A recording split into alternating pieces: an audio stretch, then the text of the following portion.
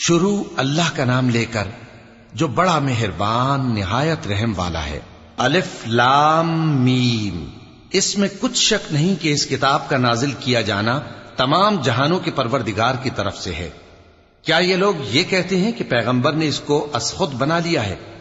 نہیں، بلکہ وہ تمہارے پروردگار کی طرف سے برحق ہے، تاکہ تم ان لوگوں کو ہدایت کرو جن کے پاس تم سے پہلے کوئی ہدایت کرنے والا نہیں آیا، تاکہ یہ رستے پر چلیں۔ اللہ ہی تو ہے جس نے آسمانوں اور زمین کو اور جو چیزیں ان دونوں میں ہیں سب کو 6 دن میں پیدا کیا، پھر عرش پر جلوہ افروز ہوا۔ اس کے سوا تمہارا نہ کوئی دوست ہے اور نہ سفارش کرنے والا۔ کیا تم نصیحت حاصل نہیں کرتے؟ وہی آسمان سے زمین تک کے ہر کام کا انتظام کرتا ہے، پھر ہر کام ایک روز جس کی مقدار تمہارے شمار کے مطابق 1000 برس ہوگی اس کی طرف رجوع کرے گا۔ اسی شان کا ہے وہ خالق جو پوشیدہ اور ظاہر کا جاننے والا ہے، غالب ہے، بڑا مہربان ہے۔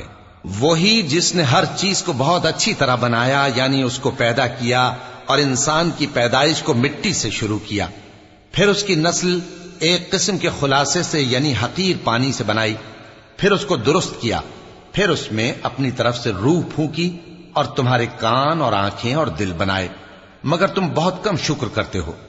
اور کہنے لگے کہ جب ہم زمین میں ملیا میٹ ہو جائیں گے تو کیا اثر نو پیدا ہوں گے؟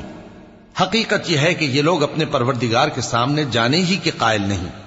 کہہ دو کہ موت کا فرشتہ جو تم پر مقرر کیا گیا ہے تمہاری روحیں قبض کر لیتا ہے، پھر تم اپنے پروردگار کی طرف لوٹائے جاؤ گے، اور تم تعجب کرو جب دیکھو کہ گناہگار اپنے پروردگار کے سامنے سر جھکائے ہوں گے اور کہیں گے کہ اے ہمارے پروردگار، ہم نے دیکھ لیا اور سن لیا، تو ہم کو دنیا میں واپس بھیج دے کہ نیک عمل کریں، بے شک ہم یقین کرنے والے ہیں۔